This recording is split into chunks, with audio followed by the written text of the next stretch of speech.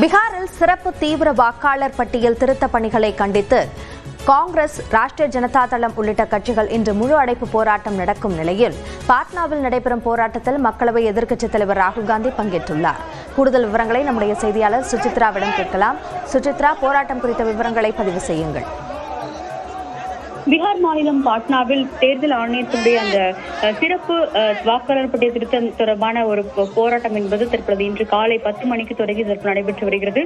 குறிப்பாக இந்த தேர்தல் ஆணையத்தினுடைய விதிமுறைகள் மற்றும் நடைமுறைகள் என்பது பீகார் மக்களுக்கு எதிராக உள்ளதாக கூறி இந்த ஒரு முழு அடைப்பு போராட்டத்திற்கு எதிர்க்கட்சிகள், குறிப்பாக மகாகத்பந்தன் சார்பில் அழைப்பு விடுக்கப்பட்ட நிலையில் அந்த போராட்டத்தில் எதிர்க்கட்சித் தலைவர் ராகுல் காந்தி மற்றும் ஐடி தலைவர் தேஜஸ்வி யாதவ், கம்யூனிஸ்ட் தலைவர் டி ராஜா உள்ளிட்ட மூத்த தலைவர்கள் பங்கேற்றுள்ளது இங்கு முக்கியமாக பார்க்கப்படுகிறது. இந்த ஆண்டினுடைய இறுதியில் பீகார் சட்டமன்ற தேர்தல் நடைபெற உள்ள நிலையில் வாக்காளர் பட்டியல் திருத்தத்தை தேர்தல் ஆணையம் அறிவித்தது. அதில் வாக்காளர் பட்டியலில் இடம்பெறாதவர்கள் அனைவருமே தாங்கள் இந்தியர்கள் என்பதை நிரூபிப்பதற்கான ஒரு ஆவணங்களை சமர்ப்பிப்பதற்கான ஒரு அறிவிப்பை தேர்தல் ஆணையம் அறிவித்த நிலையில் அதற்கு கடுமையான எதிர்ப்புகளை இந்தியா கூட்டணி மற்றும் மகாகத்பந்தன் கூட்டணியினுடைய கட்சிகளானது முன்வைத்து தேர்தல் ஆணையர்களையும் அவர்கள் சந்தித்து மனுவை அளித்திருந்தனர். இந்த நிலையில் உரிய நடவடிக்கை எடுக்கவில்லை என்று கூறி முழு அடைப்பு போராட்டத்திற்கு மகாகத்பந்தன் கூட்டணியின் சார்பாக அழைப்பு விடுக்கப்பட்ட நிலையில் அந்த ஒரு போராட்டம் என்பது தற்பொழுது சாலை மறியல் போராட்டம் என்பது பட்னாவில் நடைபெற்று வருவது குறிப்பிடத்தக்கது.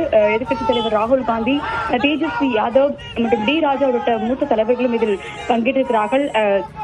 காங்கிரஸ், கம்யூனிஸ்ட் மட்டுமல்லாமல் அனைத்து கட்சிகளுடைய எம்பிக்கள், எம்எல்ஏக்களும் அங்கு பங்கேற்றுள்ளது மிக முக்கியமாக பார்க்கப்படுகிறது.